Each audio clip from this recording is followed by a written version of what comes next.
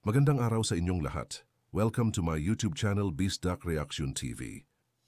Bigyan natin ng reaction ang bagong hula ni Madam Wendra kay FPRRD na sa ngayon ay nakapiit pa rin sa ibang bansa. Pamilyang Duterte, kahit pa maraming pinagdaanan na yon sa tarot card, ay buo pa rin malagpasan pa rin sa Duterte's family ang binigay na pahirap sa kanila sa ngayon. Ayon sa tarot card ni Madam, hanggat hindi makauwi si FPRRD sa ating bansa, tuloy-tuloy pa rin ang maraming pagtitipon, gaya na lamang sa mga rally na nangyari na sa ngayon at patuloy yan hanggat hindi makauwi si Tatay Digong sa ating bansa. Ayon sa tarot, dapat na makauwi na si Tatay Digong sa ating bansa. Nakita sa barahan ni Madam na may iniindang sakit na ang ating former president, lalo na sa ngayon nakapiit ito sa ibang bansa. Ang babala sa tarot card reading ni Madam, isang mataas na tao sa ating bansa ay maparusahan sa kanyang kinagagawan. Marami pa ang magaganap na kalamidad sa ating bansa dahil kahit universo ay galit na sa mga taong nagpapahirap sa ating Tatay Digong. Ang hula ni Madam noon at nagkatotoo na sa ngayon, gaya na lamang sa kalamidad at ang massive rally. Pag mawala si Tatay Digong sa mundo, tiyak may kaguluhan na naman ayon sa tarot card ni Madam.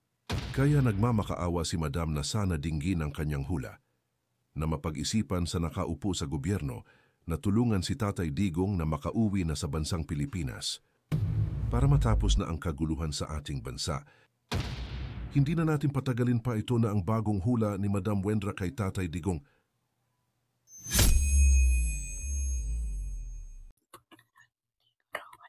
Pakita mo sa akin kung ano nakikita mo, ang katotohanan na nakikita mo mula sa kung nasaan si Tatay Digong.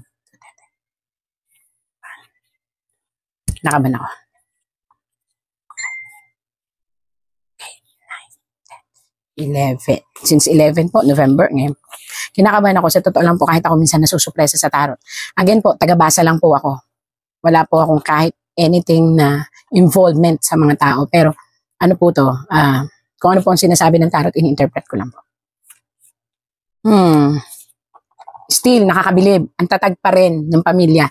Ito ay isang pamilya. Kaya lang lalaki ang nag-reconsidered kasi maaaring ito ay, nakikita niyo po yan, isang lalaking napakatatag. Siya ngayon ang nagbibigay ng katatagan sa buong pamilya. Maaaring ito ay anak niya na panganay na lalaki.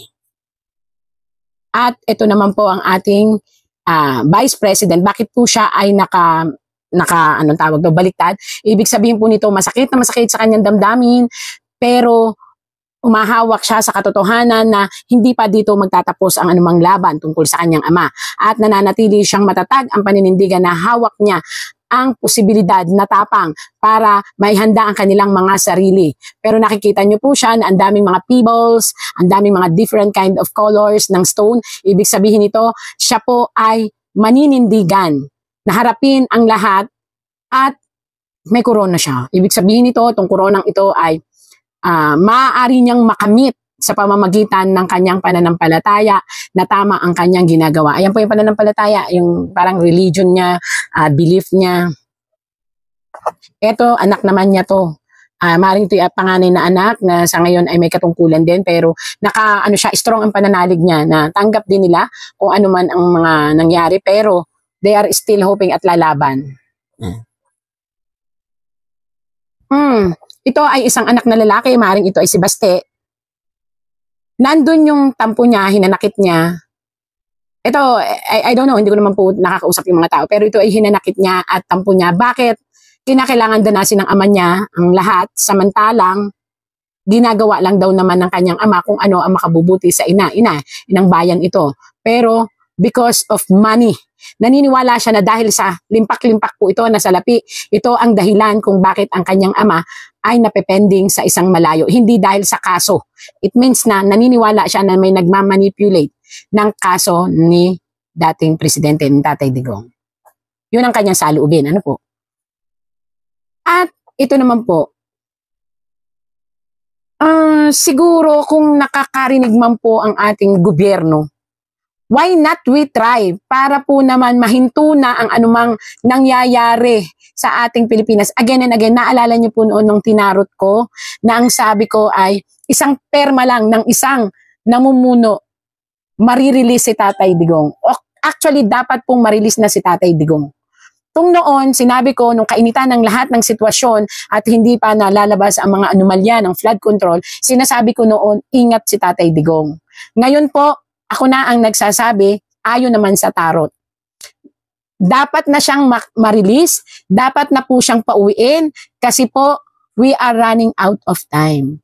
Mayroon pong dinaramdam na ang ating presidente, dating presidente. At ito po, pag may nangyari sa kanya, maraming pagsubok at kaguluhan ang darating sa Pilipinas. At hindi ito sa pamahalaan lang, kung hindi ito sa matinding ekonomiya at sa ating kalikasan. Tandaan nyo po, 3 malalaking problema ang darating sa atin pag hindi po na-release ang ating presidente, dating presidenteng Rodrigo Duterte.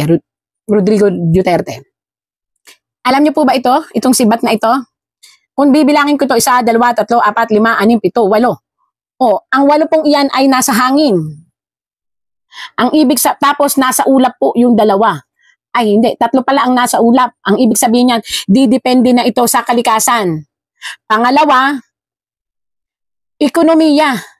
Totally pong babagsak ang ating ekonomiya. Naalala niyo po yung dati kong tarot na kapag hindi na palabas ang Tatay Duterte, ay babagsak ang ating ekonomiya. Hindi po ba't nangyayari na ngayon?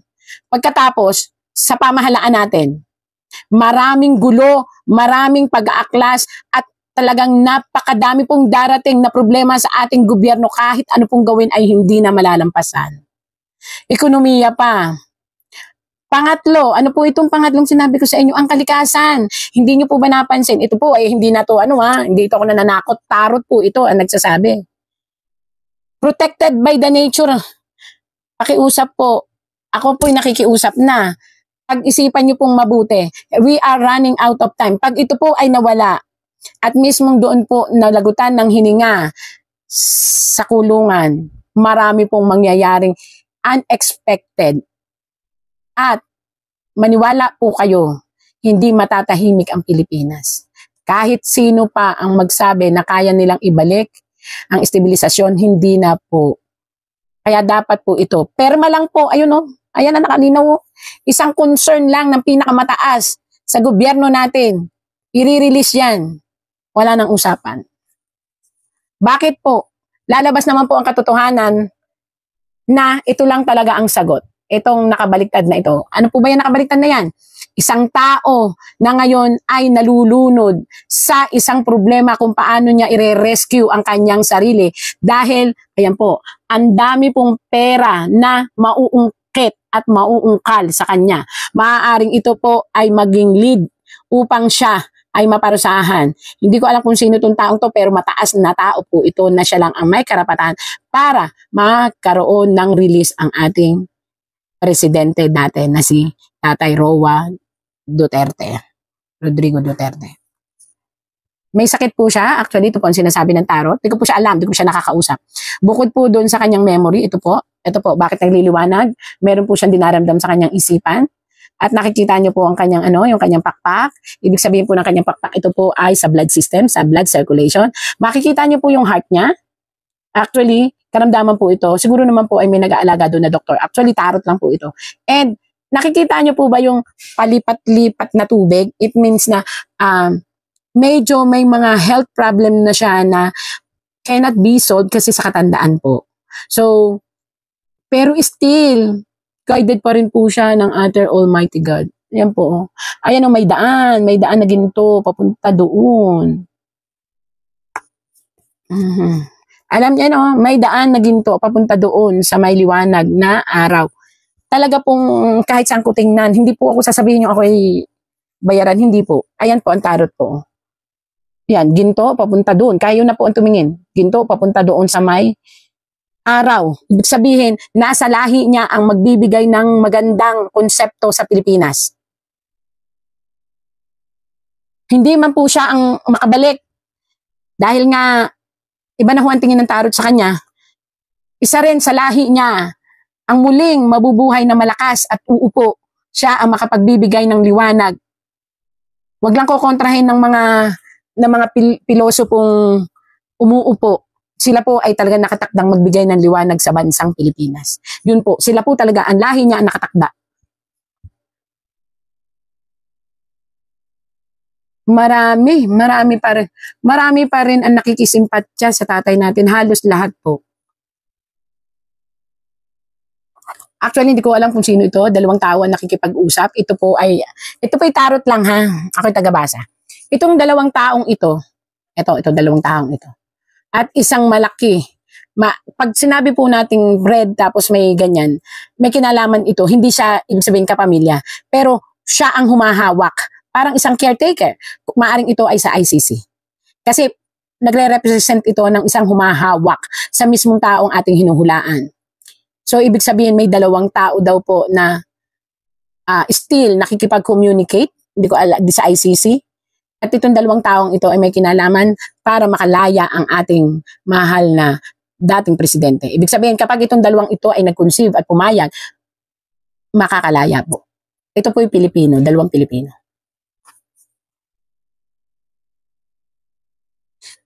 Again and again, dala po rin ng katandaan, at the same time, dala ng dismayadong pag-iisip ng Tatay Digong natin. Nagkakaroon na po siya ng parang mga salita na parang nagpapaalam. Ito po yun. Mga salitang tila nagpapaalam. Pero still, ang pinagpapaalaman niya ay, alam niyo po ba, hindi ang concern niya sa family, kung hindi ang concern niya sa inang bayan. Ayan po, nakatingala siya. Para siyang si Rizal. Alam niyo yung binaril siya, diba? Nakatingin siya doon. Siya ganon. Ang pinagpapaalaman niya ay ang inang bayan. Nalulungkot siya na kung siya'y aalis o mawawala sa mundo, hindi niya napasaya ang inang bayan sa paglilinis ng mga anomalya at ng kaligtasan ng mga mamamayan. Yun po yung kanyang yan.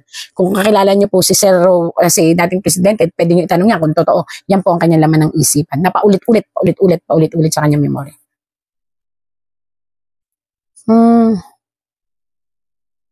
Magtutwist po. Ito po ay sabi po ng tarot, magtutwist po ang lahat ng mga ginawa ng ating mga kumalaban kay Tatay Digong. Sila naman po ang mapapailalim. Ito po'y kapalaran. Kung ano ang ginawa sa kanya ay gagawin din sa kanila ng mga tao. At kung ano po ang sakit na ibinigay sa kanya ay dadanasin din po ng mga tao na hindi namulat sa katotohanan. So, let's wait and see po kung ito.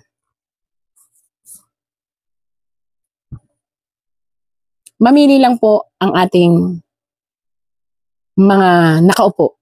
Pauuwiin siya or hindi. Once na pinauwi po siya, maaaring malampasan pa ang galit ng tao. Once na doon na po siya nabawian ng buhay at hindi na po siya nakauwi, paniwalaan niyo po ang tarot. Sana po paniwalaan niyo ang tarot. Ako pinananawagan sa inyo. Isang napakalaking pagsubok at dagok sa Pilipinas na maaaring kahantungan ng totaling pagbagsak ng ating ekonomiya at pagkawala ng respeto ng mga tao sa mga lahat ng nakaupo na may kinalaman sa pagkawala niya dito sa Pilipinas at pagkakulong sa dahig. Yun po ang lumalabas dito. Sa ngayon po, magulo po ang ating tarot na ipinakita. Pero manalangin lang po tayo at para po dun sa mga nakapanood, suportahan pa rin po natin na magpanalangin na sana makalabas. Kasi po, pag hindi siya nakalabas, napakalaking gulo ang mangyayari po. At hindi na po ito makukontrol ng ating gobyerno. Bukod po doon ay dire-diretso na po ang pagbagsak ng ating ekonomiya at nawawala na po ang tiwala ng lahat ng ating mga investor. So, yun po ang ating update kay Tatay. Sana po kahit ganito nangyayari sa ating Pilipinas, sa mga nangyayaring sitwasyon, lagi natin tatandaan, God always sent miracle every day. Salamat po.